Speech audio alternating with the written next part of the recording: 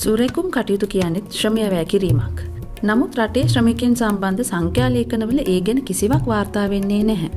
සාමාන්‍යයෙන් ශ්‍රම බලකාය සමාජිකයන් ලෙස පිළිගන්නේ සම්මත සහ නිතිපතා ආදායම උපයන ශ්‍රමිකයන් පමණයි. නිවස තුල වැඩියෙන්ම වැඩ කරන කාන්තාවන් බලවත් අසාධාරණයට ලක් වෙනවා. දශක ගණනාවක් කාන්තා අයිතීන් මෙන්ම ස්ත්‍රී පුරුෂ සමානාත්මතාවය වෙනුවෙන් කටයුතු කරන කාන්තාව සහ මාධ්‍ය සාමූහිකය ප්‍රත්‍යක්ෂ දත්ත පදනම් කරගනිමින් කාන්තා ශ්‍රමය, එහි වටිනාකම, ගේදොර වැඩ කටයුතුවලදී ඔවුන් ලබා දෙන ශ්‍රමදායකත්වය ඉස්මතු කරමින් සුරැකුම් සේවා ශ්‍රී ලංකාවේ ශ්‍රම බලකා සමීක්ෂණවලට ඇතුළත් කිරීමේ වැදගත්කම පෙන්වා දීමට තීරණය කළා. මේ සමීක්ෂණය රටේ දිස්ත්‍රික්ක 6ක් වෙත අපිව රැගෙන ගියා. අද අපි ඉන්නේ නුවරඑළිය දිස්ත්‍රික්කයේ කෙනෙකු මුණ ගැහෙන්න යන ගමන්. අපිව බලාපොරොත්තුෙන් ඉන්නවා ඇති. ඇය ගැහැණු ළමයින් තිදෙනෙකුගේ මවක්. බාලයට අවුරුද්දක් විතර ඇති. තිරුච්චෙල්වි ඉරපායන්නත් ගොඩාක් කලින් අවදි වෙනවා. දවසම ගෙවිලා යනවා වැඩත් එක්කම. ඉඳ ගන්නවත් වෙලාවක් නැහැ. හැම දෙයක්ම කරන්නේ තමන්ගේ පවුල රැක බලා ගන්න. මේක සුරැකුම් කටයුත්තක්. ගේදොර සුරැකුම් කටයුතු වලට මිලක් නැහැ. ඒ නිසාම වැටුප් නොලබන සුරැකුම් වැඩ ලෙස හඳුන්වනවා. දුෂ්කර තත්ත්වයන් යටතේ වුණත් සුරැකුම් වැඩ මගහරින්න බෑ. ඒ ගැන වඩාත් සැලකිලිමත් විය යුතුයි. වැටුප් රහිත සුරැකුම් කටයුතු කියන්නේ නිවසක කරන පවුලේ කරන ඒ කටයුතු සමාන විදිහට මේ එක හා සමානව කාන්තාවන් හා පිරිමින් අතර විදිලා යන්නේ නැහැ. එහෙම වෙන්නේ හුඟක් අවස්ථාවලදී එහෙම වෙන්නේ සමාජ ආකල්ප තියෙනවා. දැන් ඒ ආකල්ප මේ ස්ත්‍රී පුරුෂ සමාජ භාවය මත පදනම් වුණ ආකල්ප කියන්නේ ඒ අනුව මේ කාන්තාවන් උපන් දා ඉඳන්ම ගැහැණු ළමයි ගැහැණු දරුවෙක් විතර ඉපදුනාම ඉපදෙන්නෙම උයන්නයි පිහින්නයි ළමයි බලා ගන්නයි ළමයි හදන්නයි වැඩිහිටියන් බලා ගන්නයි ඒක අර මේ උපන් දා ඉඳන්ම තියෙන දෙයක් කියලා පිරිමි දරුවන් ඉපදුනාම ඒක ඒගොල්ලන්ට එහෙම දෙයක් නැහැ කියලා. අසාමාන්‍ය ලෙස බෙදී තියෙන වගකීම් අද 21 වෙනි සතවර්ෂයේදී ඒක ඇත්තටම ප්‍රායෝගික නැහැ. ඇත්තටම අසාධාරණයි. කාන්තාව සහ මාධ්‍ය සාමූහිකය, සමාජ විද්‍යාඥයින්, ආර්ථික විශේෂඥයින් සහ දිස්ත්‍රික්කවල හවුල්කාර සංවිධාන සමග සහයෝගීව ශ්‍රී ලංකාවේ වැටුප් නොලබන සුරැකුම් වැඩවල පුළුල් අධ්‍යයනය සිදු කළේ අසමානතාවය පිටු දැකීමේ අරමුණු කොටගෙනය. මෙය වැටුප් නොලබන සුරැකුම් කටයුතු මැන බැලීමට ගන්නා උත්සාහයක්, ප්‍රත්‍යක්ෂ කිරීමක්. එක් පවුලක තොරතුරු රැස් කර ගැනීම සඳහා අපි ප්‍රශ්නාවලියක් භාවිතා කළා.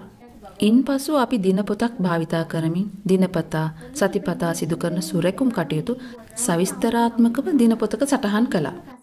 ඒ කාලවකවානුවල වැඩ කටයුතුවල ස්වභාවය ග්‍රහණය කර ගැනීම සඳහා දිනපොත් 2ක සටහන් කළා. අපිට මේක වැදගත් වෙන්නේ විශේෂයෙන්ම කාන්තාවන්ගේ ශ්‍රමය සම්බන්ධව විවිධ ප්‍රවාද තියෙනවා. ඒ ඔක්කොම ප්‍රවාද ඇත්තටම තියෙන්නේ ඍණාත්මක ප්‍රවාද. ඒ කියන්නේ අය අපේ රටේ මේ නිෂ්පාදනයට රටේ තියෙන සේවාවන් වලට වැඩි දායකත්වයක් නැති විත්‍ය තමයි මේ ප්‍රවාද වලින් කියවෙන්නේ. ඉතින් මේ ප්‍රවාද ඇත්තටම ඊටාම අහිංසක ප්‍රවාද නෙමෙයි. ඊටාම ගැඹුරු ප්‍රවාද. ඒ ප්‍රවාද නිසා කාන්තාවන් කවුද, කාන්තාවන්ගේ ශ්‍රමය කුමක්ද, කාන්තාවන්ගේ තියෙන අයිතිවාසිකම් කුමක්ද, මේ හැම එකම මේ ප්‍රවාද නිසා එයාට යම්කිසි ඍණාත්මක බලපෑමක් ඇති වෙනවා. බාහිර තැනක ගිහිල්ලා පඩියකට රැකියාව නොකලත් එයා ගෙදර කරනවා කිසියම් සේවාවක්. ඒ සේවාව කිරීම නිසා ඒ ගෙදරට මිලදී ගන්න සිදුවෙනා වූ සේවාවන් ඇයගේ සේවාවන් නිසා නැති වෙලා යනවා. ඒ කියන්නේ අය රාජ්‍යයේ නැත්නම් මුළු අපේ සමාජයේ තියෙන සංවර්ධනයට අවශ්‍ය ශ්‍රමදායකත්වය තමයි අය දක්වන්නේ. ඉතින් ඒක අපිට ස්ටැටිස්ටික්ස් වල පේන්නේ නැහැ. ඉතින් මේවා තේරුම් ගන්න තමයි අපිට මේ අධ්‍යයනයක අවශ්‍යතාවය තියෙන්නේ. படிச்சுட்டு ஏதாவது ஒரு ஜாப் செய்யுங்கிற எண்ணத்தில் தான் நாங்கள் படித்தேன். படிப்புனா 10 மட்டும் படிச்சுட்டு வீட்டில் சரி நம்மளோட வீட்லேயும் கஷ்டம். நாங்கள் 5 பேர், அம்மா கொஞ்சம் சோகம் இல்லாதவங்க. அவங்க சொன்னால் அவங்களுக்கு வந்து ஹார்ட் அட்டாக் மாதிரி இருந்திருந்தாக்கில் மலையத்தில் வேலை செஞ்ச வாக்கில் வீட்டுக்கு கொண்டு வந்துடுவாங்க. பார்த்துக்க ஆள் இல்லை. 7 மணி பஸ்க்கு பெரிய மக போயிடுவாங்க. 2வது 7:30 ஸ்கூலில் விடணும். அதுக்கு பிறகு தான் நான் கொண்டு போய் கிரச்சில் விட்டுட்டு 8 மணிக்கு இடையில நான் வேலைக்கு போவேன். சமாளிக்க இயலாது என்னால். அதனால தான் நான் மலையகத்துக்கு வேலைக்கே போனேன். வேலைக்கு போகிற நோக்கம் வீட்டில் உள்ளவங்களுக்கு விருப்பம் இல்லை. ஸ்டேட்டில் வேலை செய்கிறது வீட்டில் உள்ளவங்களுக்கு அறவே விருப்பம் இல்லை. என்னோட எதிர்பார்ப்பில் தான் நான் போனேன். வேலை செஞ்சால் இப்போ கொஞ்சம் இந்த மாதிரி பின்னுக்கு நன்மைகள் இருக்கும் தானே பிள்ளைகளுக்கு. நம்மளுக்கு இல்லாட்டி பிள்ளைகளுக்கு ஒரு நன்மை இருக்கும் தானே. ETF அதெல்லாம் பிடிக்கிறாங்க. பிள்ளைகளுக்கு தேவைப்படும் தானே பிற்காலத்துக்குன்னு சொல்லி தான் வேலைக்கு போனேன். பிள்ளைகள் வந்து இப்போ நான் அது வந்து சேலரியில் பிடிச்சி வந்துடும். கிரேச்சுக்கு போடுற பாபாவுக்கு 1770 ரூபான்னு பிடிப்பட்டுரும். இப்போ கொஞ்ச நாளாக வேலைக்கு போவேன். நான் பிரித்து பிள்ளைகளை பார்த்துக்க ஆள் இல்லை. பிள்ளைகளை கிரேச்சியும் மூடி ஸ்கூல் போக நேரம் பாபாக்கிட்ட விட்டுட்டு தான் வேலைக்கு போனேன். ஸ்கூல் தொடங்கின பிறகு யாரும் இல்லை விட்டுட்டு போகிறதுக்கு. நான் இருந்து தான் பாபாவை பார்த்துட்டு இருந்தேன். ஹஸ்பண்ட் வந்து கொஞ்சம் ட்ரிங்க்ஸ் பண்ணுவார். ஆனால் சரியான கஷ்டம். வெளியில் வேலை வந்து சரியான கஷ்டம். அவரால் நெஞ்சு ஒருத்தர் இருக்கு அவருக்கு. அவர் வந்து கிளினிக் பேஷண்ட் ஒன்று தான். கஷ்டப்பட்டு வேலையெல்லாம் எதுவும் செய்ய இல்லாத அவருக்கு பெருசாக. வீட்டு வேலைக்கு உதவிக்கு யாரும் அப்படி இல்லைங்க சார். அப்படி உதவி செய்யணுமா இருந்தால் அவங்களுக்கு நம்ம ஏதாவது உதவி செய்கிற மாதிரி இருக்கணும். ஒன்று காசு கொடுக்கணும். ஏதாவது உதவி செய்கிற மாதிரி நமக்கு அந்த நிலைமையில நாளில் ඊළඟ ස්ථානයට යන අතරතුර තිරුචෙල්විගේ කතාවෙන් මතුවන යථාර්ථයන් දෙකක් අපි ආවර්ජනය කළා.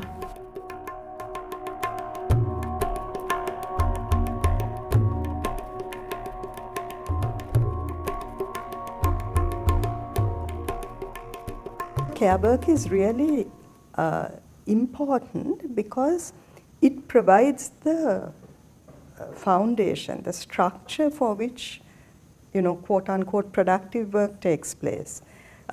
If you didn't have somebody that cooked your meals, that washed your clothes, that, looked after children and looked after the elderly and so on, much of public life couldn't function.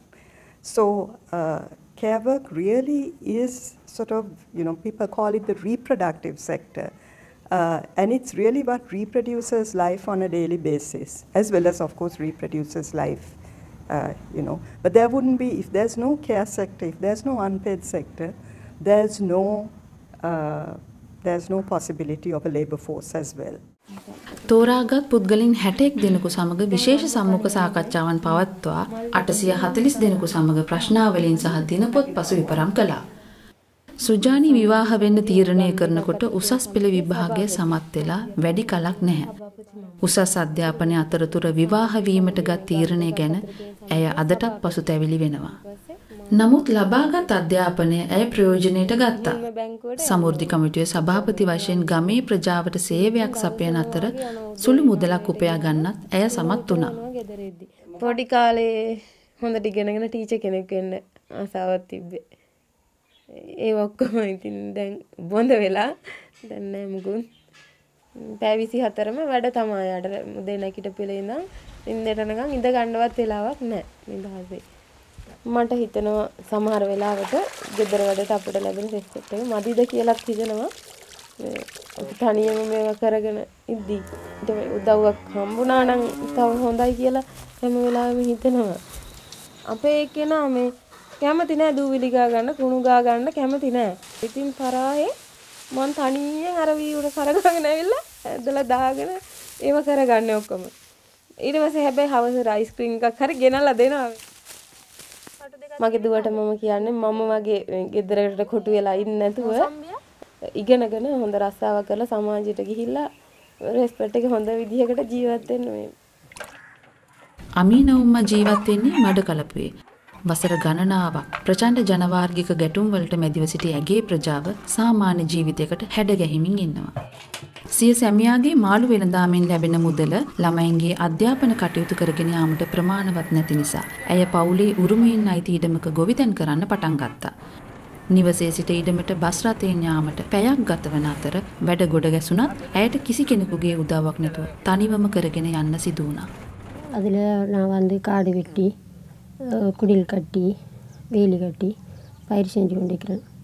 நான் இதில் மரவள்ளி கொஞ்சம் போட்டேன், மரவள்ளி போட்டிருக்கேன், மற்ற கஜு கொஞ்சம் போட்டிருக்கேன், பைத்தை, வெண்டி, கத்தரி, கொச்சி, சோளம் கொஞ்சம், மற்ற அந்த அவரை வகைகள் ஒரு 5-6 தானியங்கள் அது போட்டிருக்கேன்.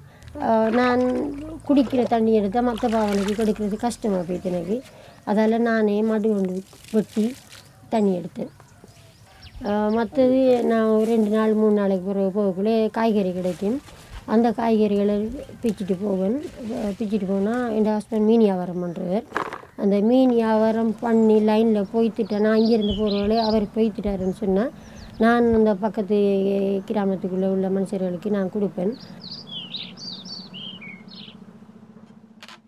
One of the things I found really striking in the research, especially when we were asking women to describe their everyday, was that women of different ages also needed some time for leisure to relax. And unlike men, where it's publicly okay, it's okay in the home that men can be in public space for their leisure or relaxing in a kind of everyday sense. It could be hanging out at the tea shop, it could be going to play football, it could be going to read the newspapers. That was seen as okay. For women, there is no such kind of acceptance in an everyday sense. But women did find that time for themselves, and that was really striking for me. For example, one of the women we spoke to, it was late at night when she went to kind of wipe down her cow, and she would sit and talk to her cow about her day, and she said that was very relaxing for her. Or early morning she would wake up and listen to the radio while she prepared the food to be sold that day. That was her time of relaxing. And another woman said she went for classes to Colombo. She has 2 kids. She does all the kind of caring work in her home. Then she gets on a bus in the night and she goes for classes on the weekend. And after her class at 5, she would go to the nearby beauty parlor and she would get a head massage, cut her hair, whatever.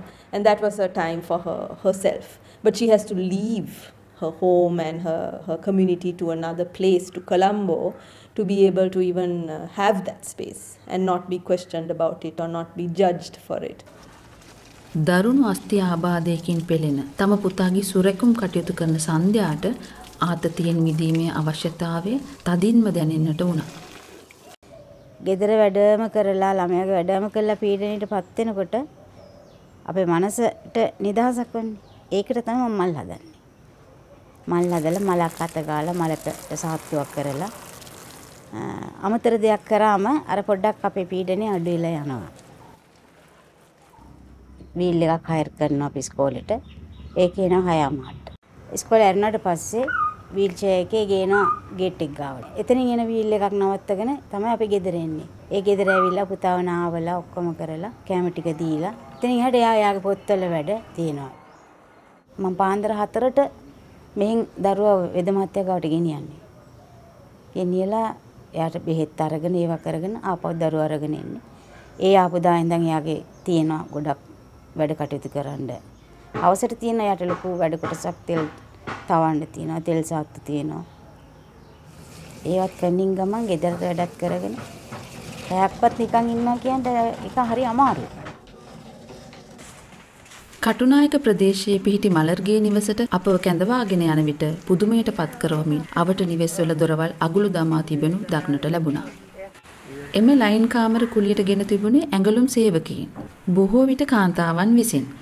එම කාන්තාවන් වෙනත් කාන්තාවන් සමග හෝ තම සහකරුවන් සහ දරුවන් සමග එහි පදිංචි වෙලා හිටියේ. මීට වසර 5කට පෙර මලර් රැකියාවක් සොයාගෙන මඩකලපුවේ සිට දුර ගෙවා කටුනායකට පැමිණියා.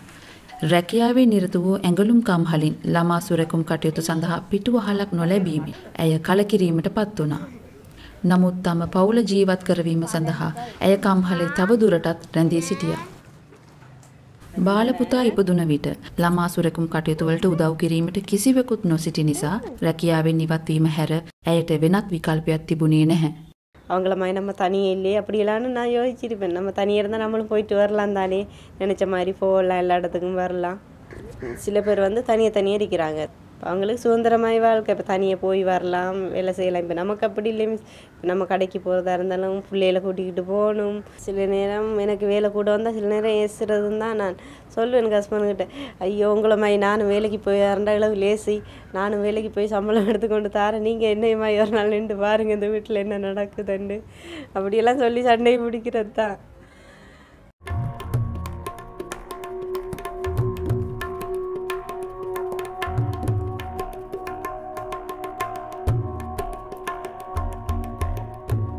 So we are 52% as women, we are 52% of the population, but we are also 56% of the voter base, right? But how much of what happens in our lives, or in terms of like care work or the things that women do, is like the decisions that are made around these around our lives, how much of that is being made by a very patriarchal system is something I think that we need to question. For women in politics, for instance, you still have to be the good politician, but you have to be, in order to be the good politician, as a woman, you have to be the good mother and the good wife.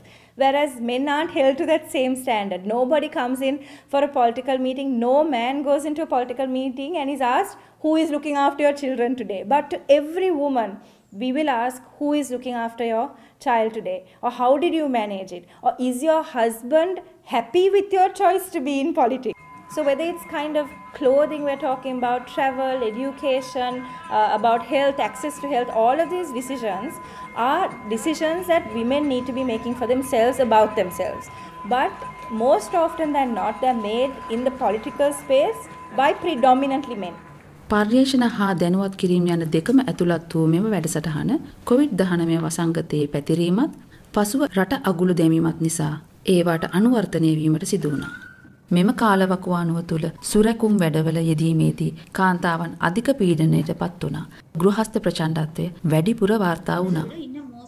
එක් දිස්ත්‍රික්කවල අපගේ පර්යේෂණ හවුල්කරුවන් සම්බන්ධ කර ගනිමින් වසංගත කාල සීමාවේදී සුරැකුම් වැඩ හා සම්බන්ධ විශේෂිත අභියෝග සහ ගැටලු පිළිබඳව සමාජ මාධ්‍ය හරහා සාකච්ඡාවට පැවැත්වුවා. ග්‍රාමීය සහ වතුකරයේ ජනතාව, යුද්ධයෙන් පීඩාවට පත් ප්‍රජාව, ඇඟලුම් සේවිකාවන්, ආබාධිත පුද්ගලයන් යන අය සමග මෙම මාර්ගගත සංවාද පැවැත්වුණා. සිය පවුල තුළ කතිකාවක් ඇති කිරීමේ අරමුණින් ළමයින් සඳහා චිත්‍ර තරඟයක් පැවැත්වීමේ අදහස අපි ඉදිරිපත් කළා. ඒ තුලින් සුරැකුම් වැඩවල වැදගත්කම සහ වටිනාකම පිළිබඳව හොඳ අවබෝධයක් ලැබෙනු ඇතැයි අපි බලාපොරොත්තු වුණා. ඊට කලින් අවුරුද්දේ තමයි අපේ අම්මා මේ පිච්චුනේ. පිච්චිලා ඉස්පිරිතාලයට අරන් යන්න උනා මට අපේ අම්මව. ඊට පස්සේ දවසේ මට ඉස්කෝලේ යන්න ඕන වුණා. දැන් ඉස්කෝලේ යන්න බලද්දි මට දැන් වෙනදා තියෙන දැන් කෑම නැහැ. එතකොට අයන් කරපු යුනිෆෝම් එකවත් නැහැ, මොකක්වත් තිබ්බේ නැහැ ඒ අවස්ථාවේදී. මොකද අපේ අම්මනේ ඔක්කොම කරන්නේ. දැකලා පුරුදු වෙලාද හින්දා දන්නේ. සාමාන්‍යයෙන් දැක්කට අපි ඒක ගැන මොකක් හරි ඇක්ෂන් එකක්වත් මොකක්වත් ගන්නෑ. ඉතින් මට කියන්න තියෙන යාළුවන්ට ගැන දැනුවත් වෙන්න. එතකොට ඒගොල්ලන්ගේ යාළුවන්ට දැනුවත් කළා සාමාන්‍ය වෙනසක් ඇති කරන්න කියලා. චිත්‍ර තරඟයෙන් අනතුරුව ප්‍රදර්ශනයක්ද පවත්වනු ලැබුවා. තරඟයට ඇතුළත් වීම සම්බන්ධ අපට ලැබුණ බොහෝ දුරකථන සංවාද අතර චිත්‍ර ගුරුවරයෙකු සමග කළ සංවාදයක් මට මතකයි. ඔහුට අවශ්‍ය වූයේ වැටුප් නොලබන සුරැකුම් වැඩ යනු කුමක්ද යන්න වඩාත් හොඳින් අවබෝධ කරගෙන තම සිසුන්ට ඒ පිළිබඳව පැහැදිලි කිරීමටයි. ඔවුන් ඉදිරිපත් කළ බොහෝ චිත්‍ර තුලින් මෙම අවබෝධය පිළිබිඹු වෙනවා ඔබට දකින්නට පුළුවන්. In 2017, the Department of Census and Statistics came out with the first ever time use survey. And this is really important for a lot of reasons. If that time use survey had not been done, I wouldn't have been able to tell you that 85% or more than 85% of the work, unpaid work, is done by females, because we didn't know. But while you're doing your main activity, so say your main activity is cooking, you might also be babysitting. You might be looking up, keeping an eye on your child. And I think time use analysts call this supervisory care. So there is a lot of supervisory care that is done. And the thing about supervisory care is that it restricts you from doing lots of other things. So it needs to be measured. So the Women and Media Collective did a time use survey where they attempted to capture better these simultaneous activities that people are involved in. So they asked the question in a different way. They gave people actually a set of activities that they could be doing, as well as they had, some possibility for people to mention other activities as well. And they gave them time slots, and they just asked people, did they do this activity during this time slot? So if I were to pick a single number for the value of the average unpaid work that's done by the average woman, it's about 1,000 rupees per day. And if we work this out as a percentage of per capita GDP, that's about 50% of GDP, of per capita GDP. There's actually 4 sectors or actors that are involved in the production of care. One is families, the other is community, third is markets, and the fourth is the state. So if we want to reduce the amount of unpaid work that's been done within the family, these other sectors have to step up. I think there needs to be a conscious effort to have services for care work. What I mean specifically would be daycare centers, drop-in centers for example, for people with disabilities during the day, so that the women who are caring for them also can then study, can go out for other work, can be employed, etc. Practical support like for the elderly, services for the elderly, so that the care work, the state also takes responsibility to provide those services and provide support for women who are doing that services, that service, that work in the home. දැන් උඟක් වෙලාවට අපි බලුවොතින් විශ්වවිද්‍යාලයේ පුහුණු ලැබුවා හෝ වෙනින් ක්ෂේත්‍රයක පුහුණුකම් ලැබලා කියමුකෝ අපි ඒකාන්තව රැකියාවක් කරන්න පටන් ගන්නවා. නමුත් ඒකාන්තවට දරුවෙක් ලැබුණාම පළමුවම එයා හිතන්නේ ඒ රැකියාවෙන් අස් වෙන්න ඕනේ කියලා. මොකද ළමයා බලා ගන්න කවුරුත් නැහැ. අපි මං හිතන්නේ අවධානය යොමු කරන්න ඕනේ කොහොමද මේ කාන්තාවන්ට තමන්ට වැටුපක් ලබා ගන්න පුළුවන් රැකියාවකට යන්න ඉඩ හදන්න කියලා. ඉතින් මේ දරුවන් බලා ගන්න ක්‍රේෂ් කියනවා, මොන්ටිසෝරි කියනවා, චයිල්ඩ් කෙයාර් සෙන්ටර් කියනවා, right? එතකොට ඒවා වල ප්‍රමිතීන් තියෙන්න ඕනේ. ඒවා තිබෙන ඒ වගේම ඒ කාන්තාව එක්ක එයාගේ ගෙදර ළඟ වෙන්න පුළුවන්. එහෙම නැත්නම් එයා වැඩ කරන ස්ථානය ළඟ වෙන්න පුළුවන්. එහෙම නැත්නම් ඒ වැඩ කරන ස්ථානයේම වෙන්න පුළුවන්. මෙවැනි සේවාවන් පහසුකම් ලංකාවේ අවශ්‍ය තරමට තියෙනවා. ඇත්තටම අවශ්‍ය තරමට නැහැ. අපි බැලුවොතින් රජයේ මට්ටමේ වුණත් ප්‍රාදේශීය මට්ටමින් හෝ මේ පළාත් මට්ටමින් හෝ එහෙම නැත්නම් නගර සභාවල බැලුවාම යම් කියන්නේ ප්‍රයත්නයක් තියෙනවා මේවා කර දිය යුතුයි කියලා. නමුත් ඒ සඳහා ආයෝජනය කරන බජට් එකකින් දෙන සල්ලි හරිම ටිකයි. මෙම සමීක්ෂණය අප සියල්ලන්ටම ඉගෙනීමට නව මානයක් එකතු වුණා. වැටුප් නොලබන සුරැකුම් වැඩවල ස්වභාවය සහ ප්‍රතිවිපාක පිළිබඳව අප වඩාත් දැනුවත් වුණා. ස්ත්‍රී පුරුෂ සමානාත්මතාවයට එය බාධාවක් බව අපිට පැහැදිලි වුණා.